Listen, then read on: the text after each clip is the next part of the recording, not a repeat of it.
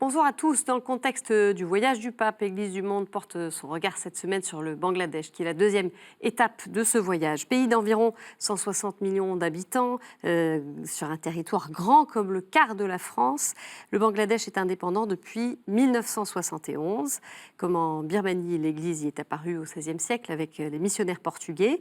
Le pays est traversé par deux grands fleuves, le Brahmapoutre et le Gange. Société multireligieuse, le Bangladesh est majoritairement musulman, autour de 90% de la population, et l'islam est religion d'État depuis 1988. La petite minorité chrétienne se situe autour de 0,5% de la population. C'est un pays aux défis multiples, la pauvreté, le salaire moyen est de 80 € par mois, défis climatiques aussi, le réchauffement menaçant le pays de disparaître par immersion.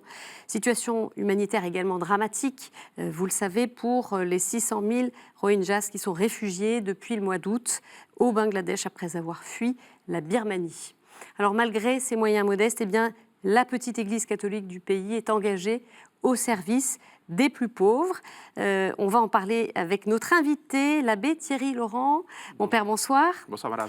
Alors, vous êtes curé de l'église Saint-Roch à Paris. Vous avez passé 14 mois au Bangladesh. C'était entre 2005 et 2006. À l'époque, vous étiez séminariste.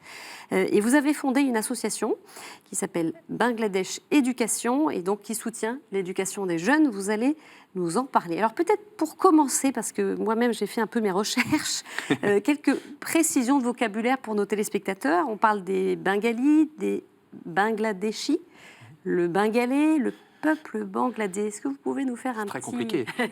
Alors, un petit lexique oui, rapide? bien entendu. Donc le Bangladesh, qui est le pays. Bangladesh veut dire le pays où on parle bangla, la langue bengalaise. D'accord. Ceci se compose principalement de Bengalais, Oui. qui est l'ethnie qui était là depuis longtemps, voilà, qui est la même un peu partout dans le territoire. Mais il y a aussi des Bangladeshis, donc des gens qui ont la nationalité bengalaise, mais qui ne sont pas de cette ethnie-là. Et ce sont principalement éparses quelques tribus. Enfin, je dis quelques tribus, mais ils sont assez nombreux. D'accord. Ce sont une quarantaine de tribus réparties dans à peu près peut-être 20 millions d'habitants. D'accord. Et on parle donc le bengalais, ça c'est la langue? On y parle principalement le bengalais. En tout cas, c'est la langue véhiculaire pour tout le monde. Mais chacune de ces petites tribus a sa langue propre. Aussi sa langue. Première approche, dites-nous, quelle église le pape va-t-il rencontrer? Alors c'est une église très petite, vous l'avez dit, mais très forte. D'abord parce que les communautés chrétiennes y sont extrêmement resserrées, extrêmement pieuses et pratiquantes. Et puis également une église en expansion assez forte, en raison notamment de la présence de ces nombreuses populations tribales qui sont animistes et qui se convertissent, dont le mouvement de conversion s'est initié dans les années 20, j'entends les années 1920, donc c'est extrêmement lent, mais certain, et donc le mouvement est gentiment commence à porter des fruits. D'accord. D'accord, on y reviendra. On y reviendra. On va aussi dire un mot sur cette église dans son approche un peu interne, j'allais dire. Il y a un cardinal, Monseigneur Patrick Di Rosario, qui est l'archevêque de Dacca. Il a été élevé au rang de cardinal lors du consistoire du 19 novembre 2016. On va en voir quelques images. C'est une figure importante dans ce pays ? Alors, bien sûr, d'abord parce que c'est inédit. C'est-à-dire que parmi les 6, d'abord les 5, puis les 6, moi j'ai connu le développement, vous voyez, ça se développe. Il y a 5, quand je suis arrivé au Bangladesh en 2005, quand j'y suis allé, il y avait 5 diocèses, aujourd'hui il y en a 7. Donc, par démembrement, puisque les communautés grandissent, eh bien, le pape crée de nouveaux diocèses, comme à l'intérieur des diocèses, on crée des nouvelles paroisses quand il y a trop de monde, en quelque sorte, trop de territoire à couvrir. et que se développe l'Église. Voilà. Et donc, l'archevêque de Dakar a toujours eu une certaine prééminence, évidemment, c'est la capitale. Et puis, le fait que le pape ait désiré l'honorer tout spécialement en créant un cardinal, donc c'est la première fois dans l'histoire qu'il y a un cardinal bengalais, lui confère évidemment une place de premier plan dans l'Église au Bangladesh. Vous parliez de conversion, il y en a, alors l'islam, près de 90%, il y a des conversions dans le pays ? De l'islam ? Non. Comme vous le savez, c'est pas possible, c'est très compliqué. Alors, ça peut arriver de manière extrêmement éparse et extrêmement discrète, mais normalement, j'en connais guère. Alors, on va parler du visage du pays aujourd'hui. On a peu de nouvelles vues d'ici. Et je voudrais qu'on revienne avec vous sur 3 défis spécifiques qui touchent le Bangladesh. Tout d'abord, la pauvreté. C'est évidemment l'un des aspects majeurs de ce pays. C'est une question aussi que vous connaissez bien à travers votre champ de mission dans le soutien pour l'éducation des jeunes. Dites-nous un petit peu, quel visage vous en avez vu de cette pauvreté là-bas ? Alors, c'est une action que vous me posez extrêmement compliquée parce que je ne peux pas vous en donner un visage parce que on ne peut pas l'imaginer. Voilà. Alors évidemment, si je peux vous donner des chiffres, un ouvrier travaille pour 30 à 40 euros par mois. Et c'est ce avec quoi il fait vivre sa famille, survivre sa famille. Voilà. C'est-à-dire c'est un état de fortune qui ne permet absolument pas de mettre ne serait-ce que 2 euros de côté pour l'éducation des enfants. Donc ce sont des repères que je vous donne, mais effectivement, il n'y a pas de sécurité sociale, il n'y a pas de retraite pour les vieux, il n'y a rien de tout ce que l'on peut connaître de la richesse de ce que produit un pays. Et c'est l'Église qui soutient essentiellement ou pas ? Alors, les communautés s'organisent, effectivement, l'Église essaye de se faire entraîner, mais la famille est aussi la première cellule de base de la société, et c'est à travers les familles, c'est en soutenant les familles et en les aidant dans un soutien spirituel et matériel. Vous savez, l'Église fait des choses très simples, comme c'est marqué dans l'Évangile. C'est-à-dire qu'on soutient les veuves, les orphelins, les malades. Donc, l'Église a construit des léproseries. L'Église essaye d'entretenir autant que faire se peut des orphelinats ou des internats. Parce que c'est aussi une autre question, c'est que comme ce sont des gens qui sont disséminés dans beaucoup de villages très éloignés, sans internat auprès d'une grande ville, il n'y a pas d'études possibles. Voilà, donc c'est multiforme. Il y a aussi des hôpitaux où hôpitaux, il y en a quelques-uns, notamment à Rajshahi, qui est la grande ville de la région que je connais, qui en est la capitale, mais il y a aussi souvent dans toutes les missions, c'est dans les paroisses, il y a souvent une petite antenne qu'on appellerait un dispensaire qui permet de soigner les gens dans les premiers soins. Et parlez-nous justement de la région que vous connaissez bien et des populations de cette région. Alors, donc, c'est ce que je connais bien. Alors, évidemment, je connais la capitale Dhaka parce que d'abord, on y passe, et puis c'est quand même un centre, et donc il y a un grand séminaire, l'église rayonne à partir de là. Donc, la région que je connais se trouve au nord-ouest du Bangladesh, qui s'appelle la région de Dinajpur et Rajshahi. Sont des terres plates, qu'on dit hautes, mais c'est pas très haut. Je veux dire, elles ne sont pas en dessous du niveau de la mer, elles ne sont pas comme les forêts de mangroves qui sont au sud. Donc, ce sont des régions qui sont extrêmement belles. C'est très très beau le Bangladesh, c'est verdoyant parce que c'est l'endroit le plus fertile du monde. C'est le delta de 6 grands fleuves. Vous en avez cité 2, mais il y en a 6, des fleuves immenses. Et donc, c'est alluvionnaire, donc c'est très vert, c'est très beau. Il y a 1001 vers. Et il y a des portions de jungle, de forêts, très, là aussi touffues, avec beaucoup d'animaux. Et les gens habitent aux abords souvent de ces petites jungles, si ce ne sont pas dans les grandes villes. Voilà.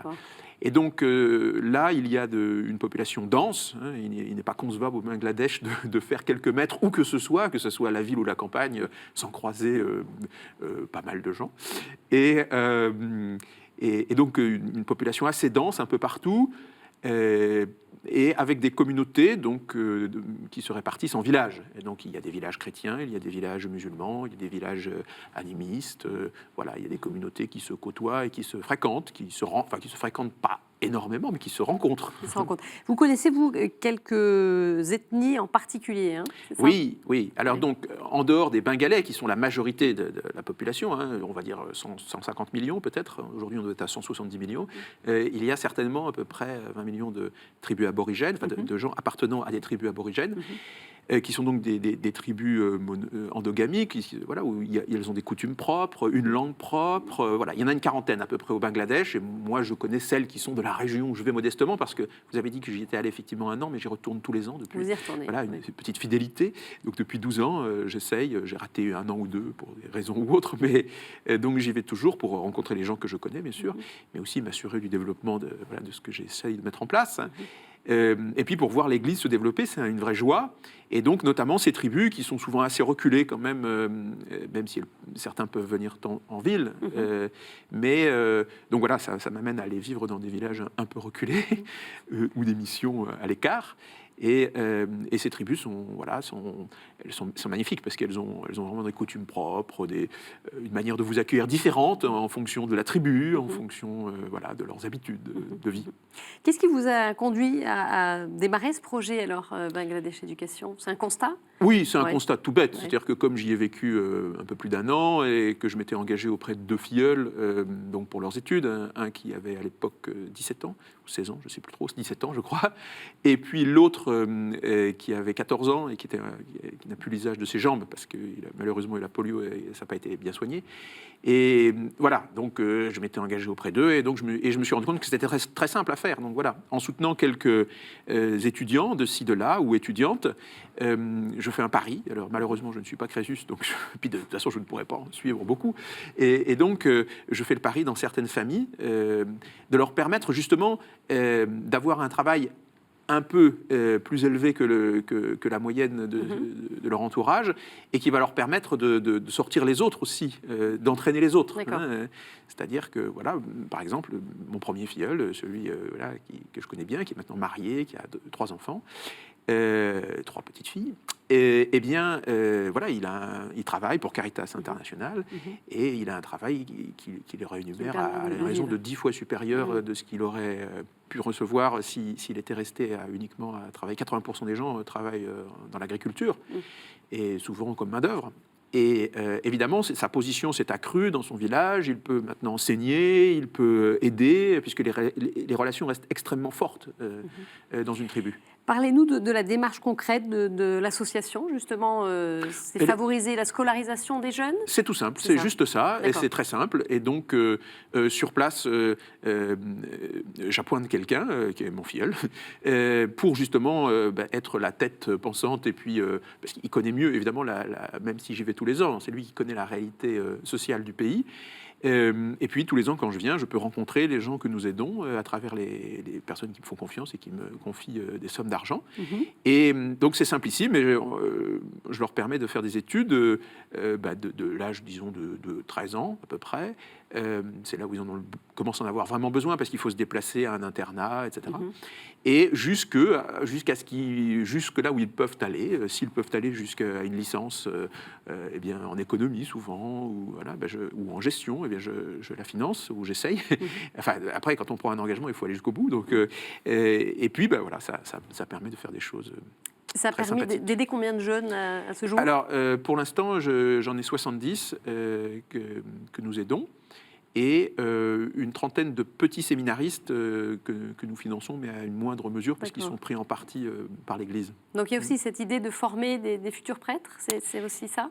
Alors, oui, mais attention, quand vous entendez petit séminaire, nous, on n'a peut-être pas la même vision, mais quoique je pense que c'était comme ça il y a longtemps en Europe aussi, et ceux qui entrent au petit séminaire, qui sont parmi lesquels entreront au grand séminaire, mais il y en a 5% qui entreront au grand séminaire. Donc c'est pas le but. C'est pas le but uniquement. Le but, c'est que ceux qui entreront au grand séminaire aient reçu une éducation extrêmement, un peu plus poussée que les autres, disons, qu'ils parlent anglais, parce que le système éducatif n'est pas très très bon au Bangladesh, et donc il faut assurer un petit renforcement. Et puis les conditions de travail sont pas bonnes. Si vous voulez, quand vous rentrez chez vous, qu'il n'y a pas d'électricité, qu'il n'y a pas de table, que voilà, forcément vos conditions d'études ne sont pas excellentes. Vous voyez des jeunes qui évoluent, qui s'ouvrent, découvrent, qui s'épanouissent avec, oui, avec ça. En 12 ans, j'ai vu des choses changer, Mmh. évidemment. Donc ça, c'est une joie. Hein. Donc, de voir que, alors parfois, ça ne marche pas. Hein. Parfois, ça marche, parfois, ça ne marche pas. Mais ils sont toujours extrêmement reconnaissants. Ce sont des gens très, très, très fidèles. Hein, très fidèles. On en vient à ce deuxième défi qui touche le Bangladesh, c'est le défi climatique. Je le disais, le réchauffement menace le pays carrément de disparaître par immersion. Ça nous paraît inimaginable, en fait. Alors, n'étant pas un spécialiste de la climatologie, je réponds à la hauteur de mon expérience. Il est vrai que c'est un pays qui, de toute façon, est un pays où il y a beaucoup d'eau et où les pluies diluviennes de la mousson peuvent provoquer des catastrophes. D'abord, quand elles ne viennent pas, parce qu'à ce moment-là, comme le pays est quasiment en autosubsistance pour le riz, il peut y avoir des famines terribles très rapidement. Et comme il n'y a pas de réserve. Mais inversement, quand il y a trop d'eau, c'est aussi de véritables difficultés ou des régions entières. J'ai déjà vu cette année, le voyage que j'ai fait était peut-être assez difficile, enfin un des pires que j'ai fait, puisque je suis arrivé en bus et je suis reparti en pirogue, vous voyez.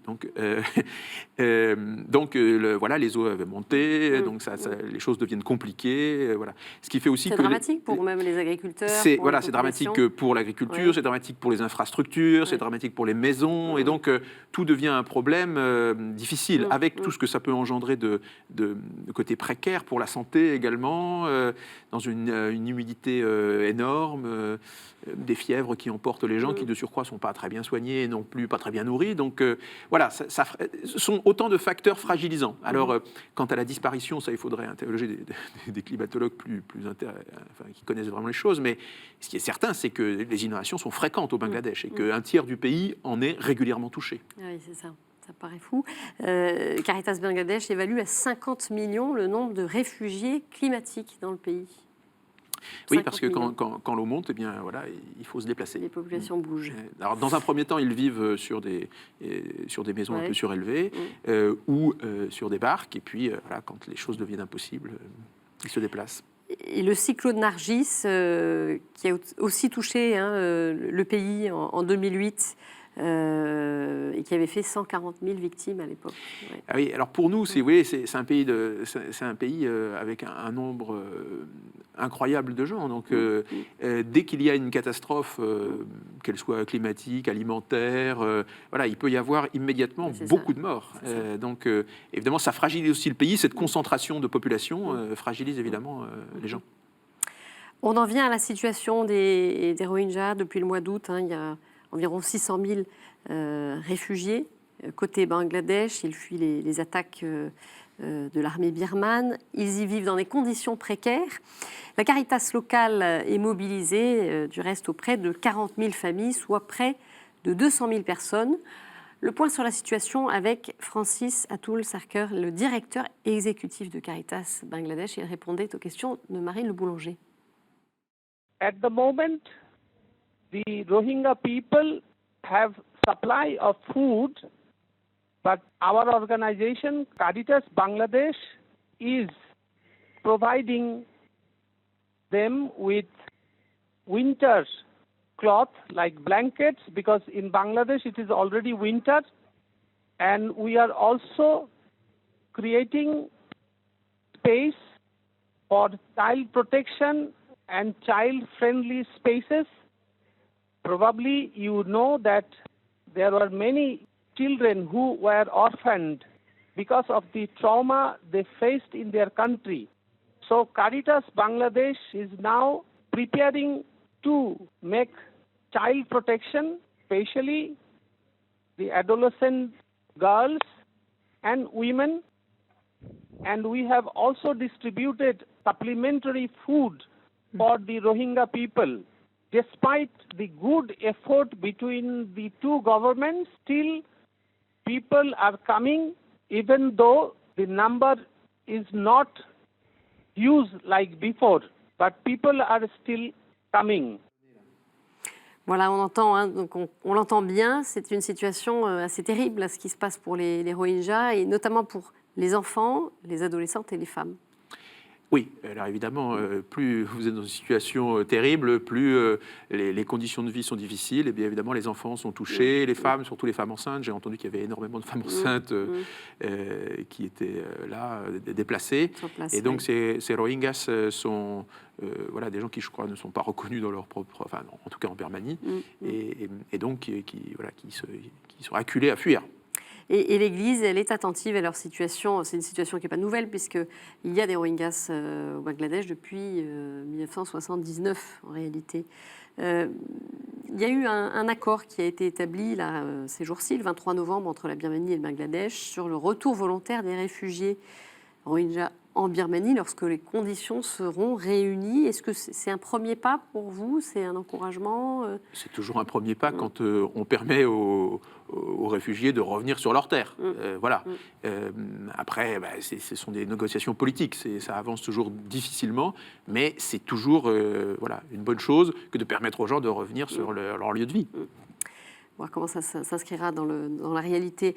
Je voulais revenir avec vous peut-être un peu à cette foi des chrétiens. Vous parliez de ces conversions dans des zones notamment aborigènes qui se voient depuis les années 20.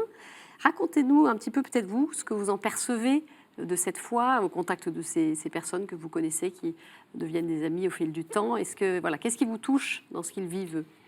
Dans leur manière de vivre leur foi. Ce qui est touchant, c'est ce qui est touchant dans toute conversion, hein, c'est l'annonce du Christ. Et donc la découverte de ma propre histoire par rapport à l'incarnation de Dieu sur terre, et qu'il y a vraiment l'espoir que ma vie prenne un sens très différent. Voilà, ça c'est l'histoire de toute conversion.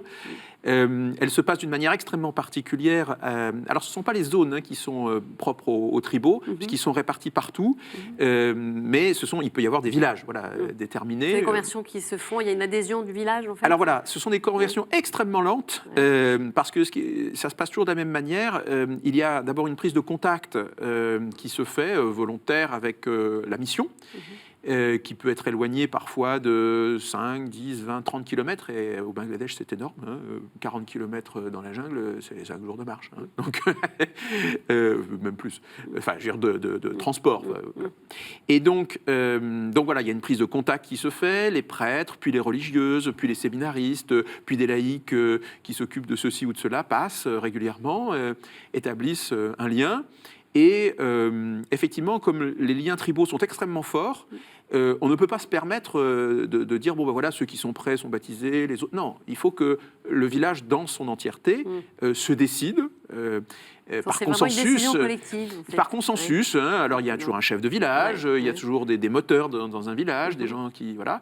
Et donc, il faut attendre... Ça prend le délai qu'il y a entre la prise de contact avec la mission, si ça se fait, et la conversion du village, enfin, le baptême du village, c'est une conversion, en fait, elle est progressive. Ça peut être 10 ans, 20 ans ou 30 ans. Vous en avez fait, vous, Oui, j'en ai fait l'expérience d'avoir un jour... voilà. Alors, quand on baptise, c'est extrêmement impressionnant parce qu'on baptise tout... Oui, c'est tout le monde d'un coup. Donc, il me souvient d'avoir baptisé 325 personnes le même jour. Voilà. Après, il faut 6 jours pour dresser les registres, bien sûr, pour avoir les noms, etc. Baptême de tous âges. Et voilà. Ouais. Mais ces tribaux sont vraiment touchants parce que leur fidélité, leur droiture est assez incroyable. Alors, on a traduit la Bible dans les différentes langues, en Shentali, notamment en Urao, qui sont 2 langues principales de certaines tribus. Bien sûr, en bengalais, mais ça fait longtemps. C'est une langue qui vient du sanskrit, et comme l'hindi. Et donc, on a traduit la Bible, puis des livres de chants, et donc c'est le moyen d'inculturer aussi la foi. Et qu'elle se répande selon le mode propre de la culture. Et il y a aussi des éléments de culture qui sont bien sûr conservés autant que faire se peut, toujours. C'est ça, l'inculturation. Par exemple, je vais vous en citer un. Il y a dans la tribu des Shentali l'habitude aux alentours du solstice d'hiver, donc pas loin de Noël, de se réunir tous ensemble. Le village se réunit tous ensemble en cercle et dîne. Et vous savez qu'on mange avec les doigts, évidemment, enfin j'imagine. On a la richesse des tribus, ce sont des assiettes en cuivre. Donc chacun a une assiette, mais ne se nourrit pas lui-même, il nourrit son voisin. Voilà, c'est parce que c'est l'acte le plus important, c'est ce que fait une mère avec son enfant. Vous voyez, c'est de pouvoir mettre dans la bouche de son voisin, c'était un acte extrêmement fort. Et ce repas convivial, qu'on appelle le repas du pardon, est précédé d'une demande de pardon à la communauté. Donc voilà, ce sont des pratiques qui rejoignent des pratiques de la foi chrétienne, qui sont très... Voilà, donc évidemment, donc les missionnaires souvent ont établi... maintenant, ce sont plus des... Enfin, on est toujours missionnaires, hein, mais c'est l'Église locale, ce sont des prêtres issus de l'Église locale, et ont établi des séances de confession, et puis ensuite, il y a ce repas, et on se demande pardon, et on se nourrit les uns les autres. Je vous en cite une deuxième, mais là, elle est extrêmement fréquente. Quand vous entrez dans un village tribal, la coutume, en général, dans la plupart des tribus, est de vous laver les pieds. Ce qui est un service assez normal quand on voyage dans un pays où on marche pieds nus ou en sandales, et donc où tout est en terre, et donc vous avez les pieds sales quand vous arrivez quelque part, voilà, et puis surtout vous avez chaud. Et donc la tribu se rassemble. Ça peut prendre parfois 2 heures, 3 heures, 4 heures, 5 heures, hein, il faut être un peu patient, avant qu'on puisse vous adresser la parole, quasiment. Hein, et donc on se rassemble, il y a toujours quelqu'un qui vous parle, bien sûr, hein, il y a quelqu'un qui va prendre l'initiative, mais vous voyez que vous êtes reçus tout doucement. Hein. Et puis la tribu se rassemble, qui est dans les champs, qui est à gauche, à droite, et va se rassembler autour de vous, vous préparez un accueil, et on vous lavera les pieds. Alors, en fonction de votre âge et de votre dignité, plus vous êtes digne, plus la femme qui vous lave les pieds est âgée, bien sûr. Et puis ensuite, elle va les oindre d'huile. Et puis, elle va éventuellement, si c'est un grand accueil, il disposer des épices, parce que c'est ce qu'il y a de plus précieux. Donc, elle va jeter des épices à vos pieds. Et ce faisant, on va vous honorer comme un autre, on va vous donner un collier de fleurs, puisqu'on honore les divinités dans l'hindouisme, c'est la culture. Donc il y a ces mélanges, en fait. Ah, mais bien sûr, c'est la culture de fond, l'hindouisme, hein, même pour les musulmans d'ailleurs. Hein. Et donc, on va vous honorer d'un collier de fleurs, et seulement là, chaque personne du village va passer devant vous pour vous saluer. Hein, et vous allez...